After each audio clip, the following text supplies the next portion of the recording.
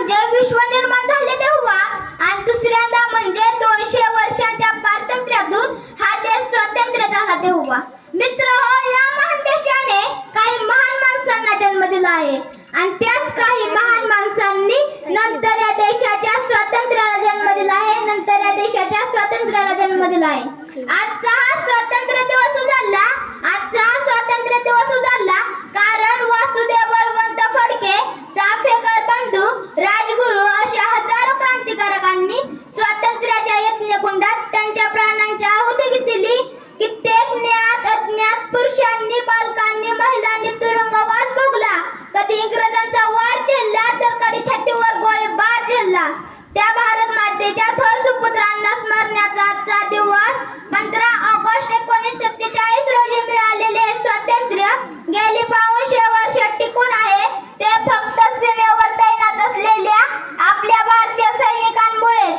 ऊन, वारा, पाऊस याची पर्वा न करता आकाश, जमीन आणि पाण्यातून सीमेवर खडा पहारा देणारे आपले भारतीय सैनिक कधी देशाबाहेरील शत्रूंशी संघर्ष करीत तर कधी देशातील शत्रूंशी संघर्ष करीत या देशासाठी त्यांनी त्यांचे सर्वोच्च बलिदान दिलेले आहे.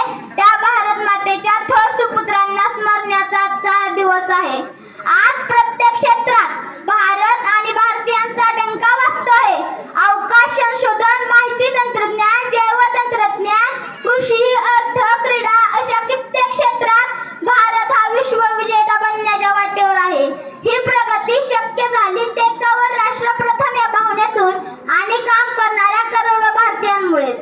या महान देशाचे नागरिक म्हणून आपली ही काही कर्तव्य आपण समजून घ्यायला हवीत.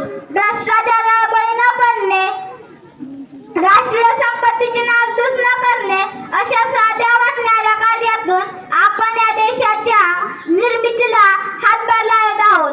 शाळा, महाविद्यालय, सरकारी, खाजगी येथून होणाऱ्या वृक्षारोपण या उपक्रमातून आपण या देशाचीच नव्हे तर संपूर्ण विश्वाची सेवा करीत आहोत. भारत आणि भारतीयांची निष्ठा राखण्याची आपली ती प्रतिज्ञा आठवूयात आणि धर्म, जात, पंथ या पलीकडे जाऊन आणि राष्ट्रप्रथम या भावनेतून आपल्या भारताला विश्वविजेता बनवण्यासाठी सज्ज होऊयात. निसर्गाच्या अलौकिक निर्मितीतून भरलेल्या सृष्टीत सर्वात बुद्धिमान जीव फक्त माणूसच असं आपण मानतो. सुख समृद्धीच्या गारात अडकलेल्या आणि कथाकाण्यात मलिन होऊन व्यसाच्या झपटलेल्या या माणसाला आज स्वतःचाच विसर पडलाय. माणूस नावाचा प्राणी इतका दुबळा कसा झाला? लोक म्हणतात तो सृष्टीचा स्वामी झाला. त्याने आपली विचारशक्ती वापरायला सुरुवात केली. पूर्वी आम्हाला काही प्रश्नांची उत्तरे हवी असतील तर 2-4 पुस्तके चाळावी लागायची. पण तोच प्रश्न आज गुगलला टाईप केला की एका बटनाच्या क्लिकवरती त्या प्रश्नाचे उत्तर, त्याबरोबर अधिक माहिती मिळते. आज तिथं हॅलो अलेक्सा आणि ओके गुगल. माणसांच्या ओठांवरची भावना 2 बोटांवर येऊन थांबलेली आहे.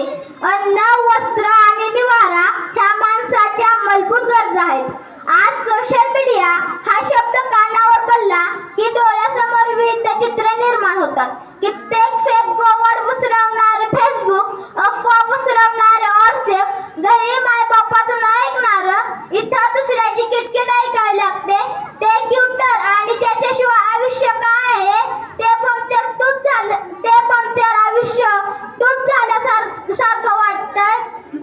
दिनांक 17/7/2007 रोजी चक्क विद्येचे माहेरघर असलेले पुणे 15-20 कुत्र्यांच्या जमावांना रॉकेल टाकून जिवंत जाळले गेले. 16 कुत्र्यांच्या अन्नात विष घालून त्यांना मारले गेले. अहो कुत्र्यांचं तर सोडा. त्याच अतीच्या महिन्यात नांदेड जिल्ह्यात पाठीवरती पाय ठेवून असलेल्या सख्या भावाने बहिणीच्या पोटात चाकू खुपसून खून केला. तेव्हा गर्दी जमा झाली. ती गर्दी मोबाईलवरती फोटो काढण्यात, शूटिंग करण्यात व्यस्त होती. मुलीला तरफडून मारताना, कुत्र्यांना जाळताना, मदतीची याचना करताना सभोवतालच्या गर्दीत माणुसकीची हात